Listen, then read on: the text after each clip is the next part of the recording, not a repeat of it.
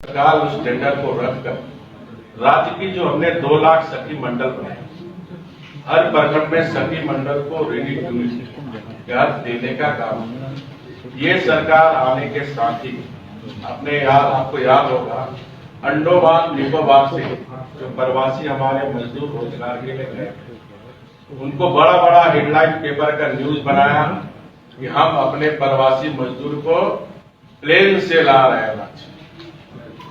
समाचार पत्र में हेडलाइन भी बना, लेकिन उसका पेमेंट राज्य सरकार से नहीं हुआ, उसका पेमेंट आपदा प्रबंधन से नहीं हुआ, क्योंकि वही ठेकेदार रेडी टू ईट का काम करते हैं। और कैबिनेट ने निर्णय लिया कि अब रेडी टू ईट आंगनबाड़ी की महिला नहीं बनाएगी, अब फिर से ठेकेदार के द्वारा बनाया हुआ रेडी टू ईट। इससे साबित होता है कि सरकार को सिंडिकेट चला।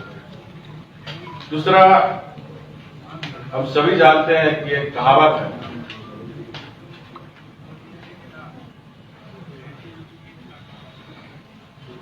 कूद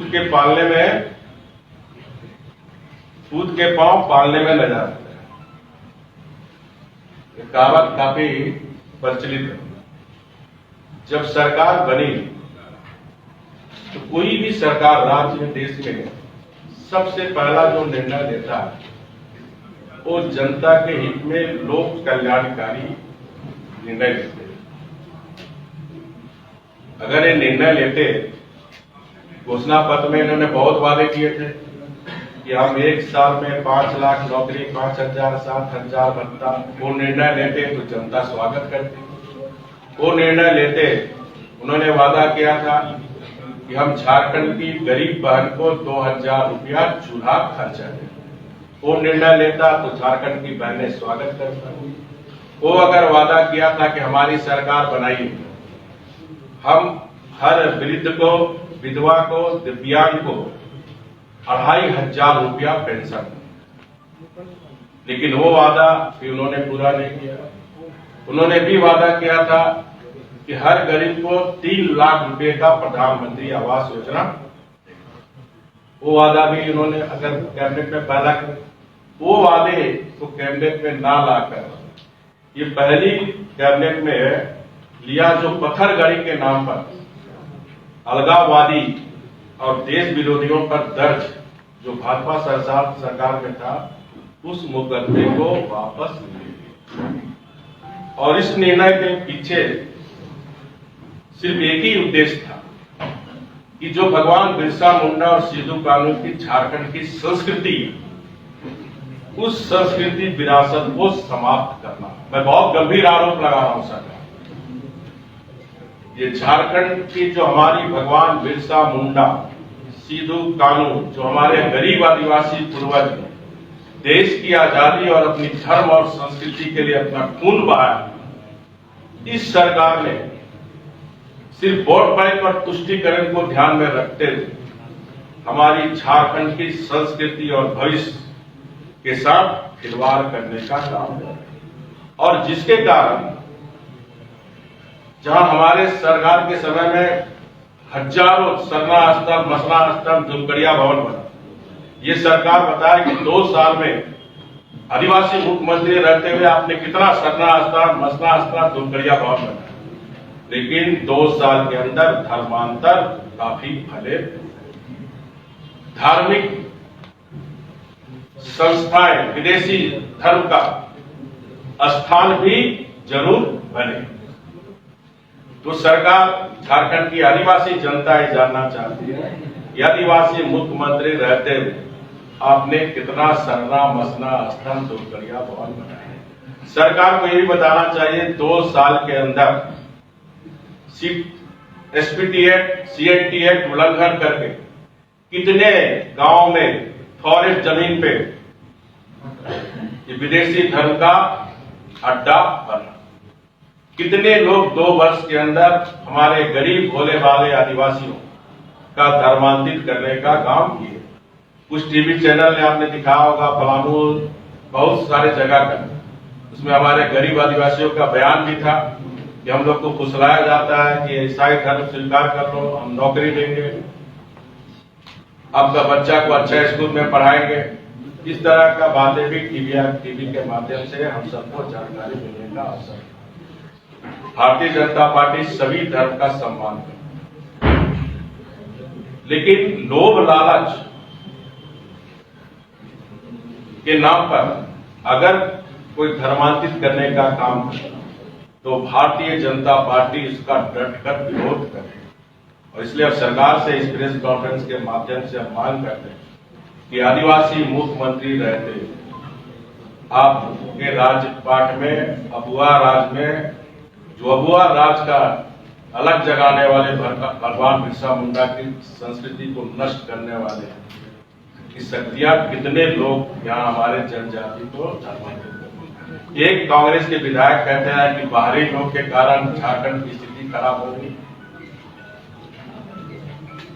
बाहरी यानी विदेशी धर्म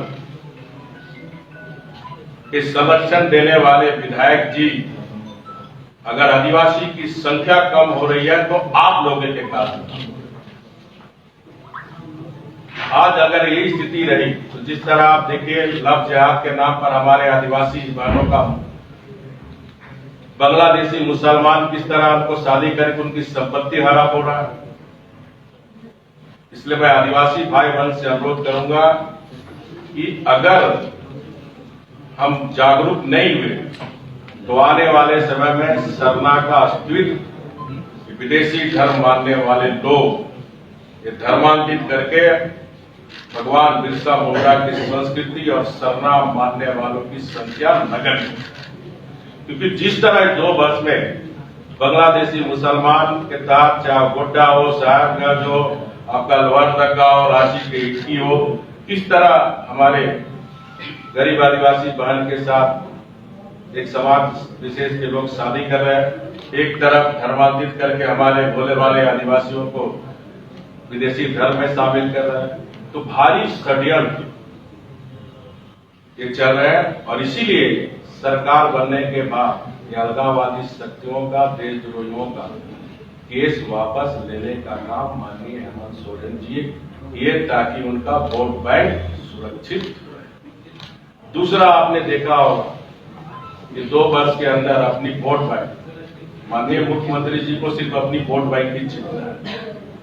किस तरह नवाज कक्ष स्थापित कर हिंदी और अंग्रेजी को हटाकर संस्कृत को, हिंदी भाषा भाषी को हटाकर जहां 4% उर्दू बोली जाती उस भाषा को समृद्ध रखें। ये सोच विचार कर, समझ बूझ कर ये झारखंड में जहरीली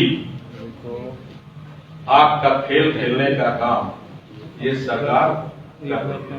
जो झारखंड की जनता से हम अनुरोध करेंगे ये जो झारखंड में समाज को बांटकर राज करने का, वोट बैंक की राजनीति करने का जो षड्यंत्र इस सरकार में चल रही उसका पर्दाफाश करने की हमें जरूरत है।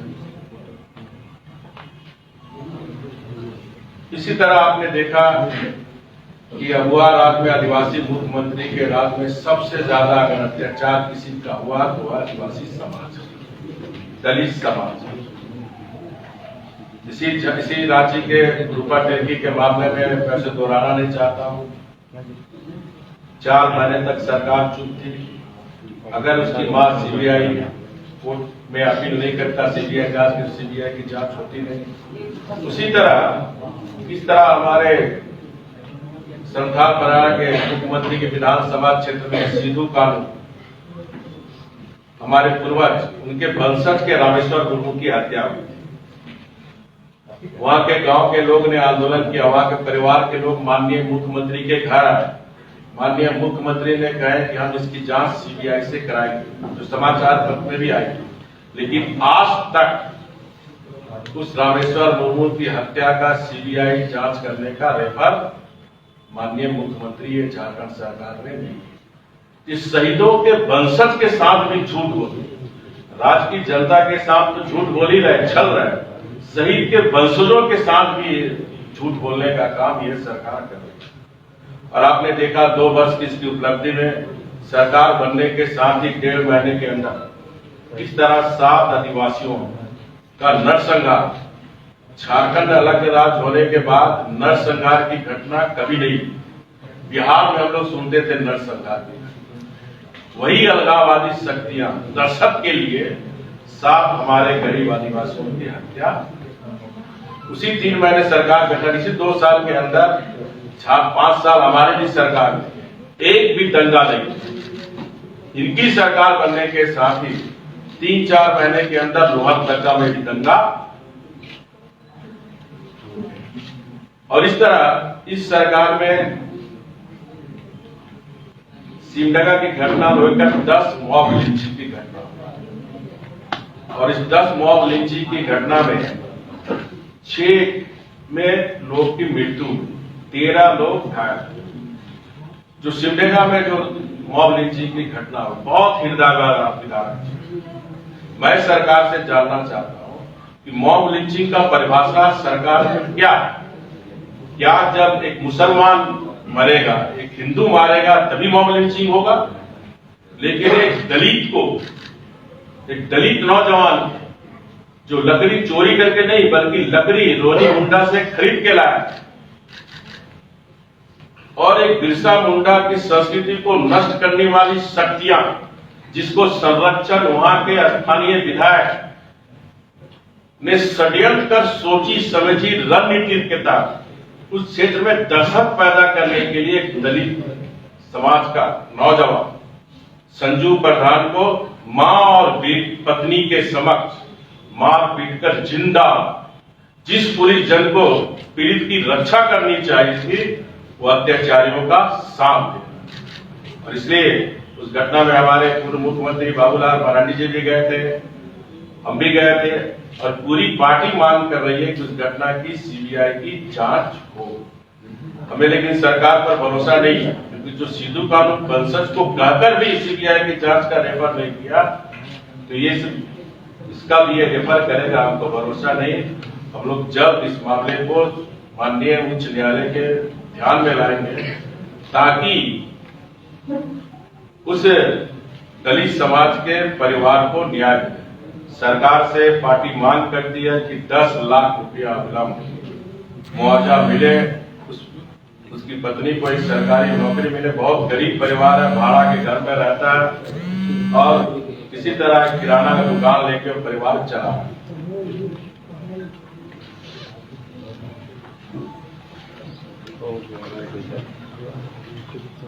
मुझे लगता है कि आज इतनी ही बात 14 के बाद बहुत, अगर हमें बहुत सरकार की 2 साल की उपलब्धियां तो शाम हो जाए, इसलिए खंड